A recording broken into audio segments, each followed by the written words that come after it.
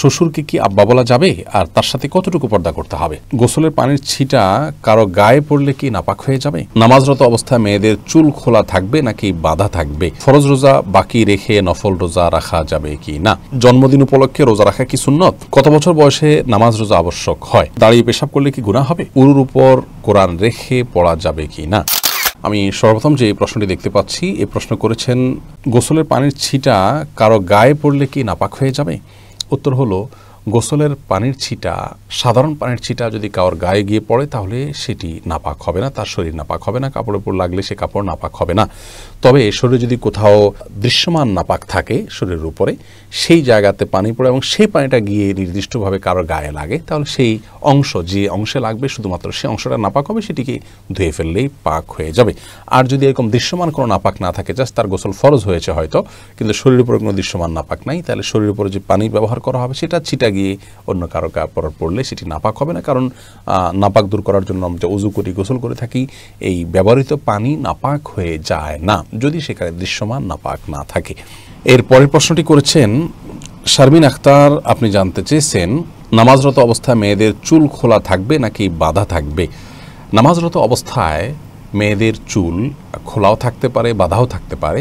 তবে খোলা থাকলে সেটি রুকু সিজদা এবং উঠা বসায় যদি ডিস্টার্বের কারণ হয়, সেই দৃষ্টিকোণ থেকে খোলা না রেখে বেঁধে রাখা উত্তম এবং ভালো, যেহেতু সলাতে একাগ্রতা নষ্ট হতে পারে এমন কাজ করা উচিত নয়।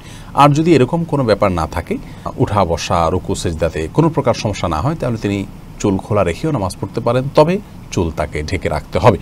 অর্থাৎ বড় কোনো ওড়নার মাধ্যমে এই চুলগুলোকে ঢেকে রাখতে হবে, যিনি রুকুতে সিজদায় উঠা বসায় কোনো অবস্থাতে যেন চুলের কোনো অংশ প্রকাশিত না হয়, সেদিকটি খেয়াল রাখতে হবে। হারমিন সাইদ, আপনি জানতে চেয়েছেন ফরজ রোজা বাকি রেখে নফল রোজা রাখা যাবে কি না? ফরজ রোজা বাকি রেখে নফল রোজা যদি আপনি রাখেন তাহলে সেক্ষেত্রে সেটি হয়ে যাবে, কিন্তু ফরজ রোজাগুলো আগে রেখে তারপর নফল রোজা রাখা উত্তম এবং ভালো। কারণ ফরজ রোজার জন্য আল্লাহ তাআলার কাছে আপনি জিজ্ঞাসিত হবেন, নফল বা সুন্নত অন্য রোজাগুলোর জন্য আল্লাহর কাছে আমি জিজ্ঞাসিত হব না।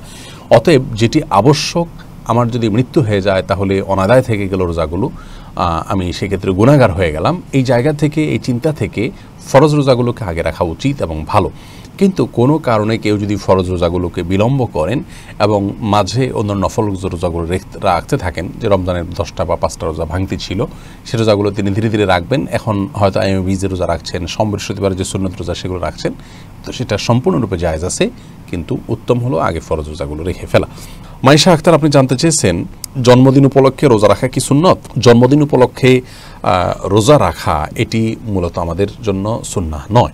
নবী করিম সাল্লাল্লাহু আলাইহি সাল্লাম তাঁর জন্মদিন উপলক্ষে তিনি সোমবারে সিয়াম পালন করেছেন, জন্মের বারটা উপলক্ষে। তাকে জিজ্ঞাসা করা হয়েছে ইয়ামুল ইসনাইন তথা সোমবার তিনি কেন নফল সিয়াম রাখেন, তখন তিনি বলেছেন যাকা ইয়ামুন ওয়ালিদতু ফিহি, কারণ এই দিনই আমি জন্মগ্রহণ করেছি। তো এর মানে এই নয় যে আমরাও প্রত্যেকে যার যার জন্মের বারে রোজা রাখাটা আমাদের জন্য সুন্নাহ, কারণ রাসূল আকরাম সাল্লাল্লাহু আলাইহি সাল্লামের এই আমলটি একান্ত তার জন্য খাস। তার প্রমাণ হলো তিনি নিজে এই আমলটি করার জন্য কোনো সাহাবীদেরকে বা সাধারণভাবে মুসলমানদেরকে নির্দেশনাও দেননি, আর তার অনুকরণে সাহাবায়ে কেরাম যার যার জন্মের বার উপলক্ষে রোজা রেখেছেন এমন কোনো প্রমাণ পাওয়া যায় না। যার কারণে বিশুদ্ধ মত অনুযায়ী প্রত্যেকে যার যার জন্মের বারটাকে কেন্দ্র করে রোজা রাখাটা এটা সুন্নাহ নয়, নবী করিম সাল্লাল্লাহু আলাইহি সাল্লামের জন্য এটি খাস। এর পরের প্রশ্ন হলো কত বছর বয়সে নামাজ রোজা আবশ্যক হয়? কত বছর বয়সে ইসলাম শরীয়তের দৃষ্টিকোণ থেকে একজন বালক বা বালিকা প্রাপ্তবয়স্ক হন, এ বিষয়ে প্রথম কথা হলো যে বালক বা বালিকা প্রাপ্তবয়স্ক হওয়ার নিদর্শন যখন দেখা দিবে তখন তারা প্রাপ্তবয়স্ক হিসাবে বিবেচিত হবেন। মেয়েদের বালেগ হওয়ার বা প্রাপ্তবয়স্ক হওয়ার নিদর্শন হলো মাসিক আরম্ভ হওয়া, ছেলেদের স্বপ্নদোষ ইত্যাদি শুরু হওয়া। এই সমস্ত নিদর্শন যখন দেখা দিবে তখন থেকে তাদেরকে প্রাপ্তবয়স্ক ধরা হবে। সেটা কারোর 12 বছর বয়সে হতে পারে, কারোর 11 বছর বয়সে হতে পারে, কারোর 13 বছর বয়সে হতে পারে। যদি এই নিদর্শনগুলো দেখা না দেয় তাহলে সেক্ষেত্রে সর্বশেষ সীমানা হলো 15 বছর। 15 বছর বয়স হলে আবশ্যিকভাবে সে বালেগ হয়ে যাবে। তাহলে প্রাপ্তবয়স্ক হওয়াটা মূলত বয়সের সাথে সংশ্লিষ্ট বিষয় নয়, বরং এর সম্পর্ক হলো বালেগ হওয়ার যে নিদর্শন আছে সেটি দেখা গেছে কিনা, মেয়েদের মাসিক আরম্ভ হয়েছে কিনা, ছেলেদের স্বপ্নদোষ হয়েছে কিনা। সেটি যদি না হয় এবং বিলম্ব হতে থাকে তাহলে সর্বশেষ সীমানা হলো 15 বছর। 15 বছর বয়স হয়ে গেলে তাকে প্রাপ্তবয়স্ক তথা বালেগ ধরা হবে এবং এরপর থেকে নামাজ রোজা সহ ইসলাম শরীয়তের সমস্ত বিধিবিধান তার উপরে প্রযোজ্য হবে। এরপরের প্রশ্ন হলো, দাঁড়িয়ে পেশাব করলে কি গুনাহ হবে? দাঁড়িয়ে পেশাব করলে সেটা অনুচিত এবং অনুত্তম হবে। কারণ হলো, দাঁড়িয়ে পেশাব করলে তার ছিটা আমাদের গায়ে এসে লাগে, অথচ পেশাবের ছিটা থেকে বাঁচার জন্য নবী করিম সাল্লাল্লাহু আলাইহি ওয়াসাল্লাম তাকিদ দিয়েছেন। কবর আযাবের অন্যতম একটা বড় কারণ হলো পেশাব থেকে ভালো করে পরিচ্ছন্ন না হওয়া। এই জায়গা থেকে দাঁড়িয়ে সচরাচর পেশাব করা উচিত নয়। রাসূল আকরাম সাল্লাল্লাহু আলাইহি সাল্লাম সম্পর্কে আমাদের আয়েশা রাদিয়াল্লাহু আনহা বলেছেন, এবং তিরমিজিতে হাদিসটি বর্ণিত হয়েছে।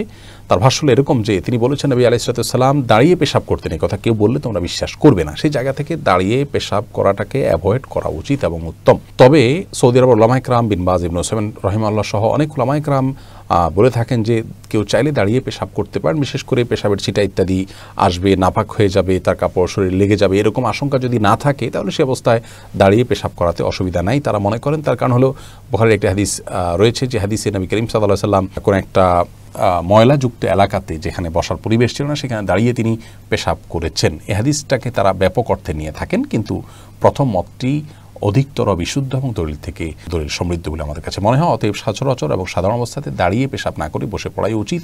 রাসূল আকরাম সাল্লাল্লাহু আলাইহি ওয়াসাল্লাম স্বাভাবিক অবস্থায় সেটিই করতেন।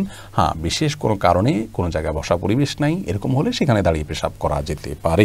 বদির আলম আপনি জানতে চেয়েছেন, শ্বশুরকে কি আব্বা বলা যাবে আর তার সাথে কতটুকু পর্দা করতে হবে? দেখুন, শ্বশুরকে বাবা বলা যাবে, কোনো অসুবিধা নেই। আল্লাহ রাব্বুল আলামিন কোরআনে হাকিমে যে বলেছেন, উদউহুম লিআবাইহিম হুয়া আকসাতু ইনদাল্লাহ, অর্থাৎ সন্তানদেরকে তাদের বাবার, জন্মদাতা বাবার সাথে সম্বন্ধ করে তাদেরকে ডাকো, অন্য কাউকে বাবা ডেকো না, তাদের বাবা হিসেবে অন্য কাউকে সম্বোধন করো না।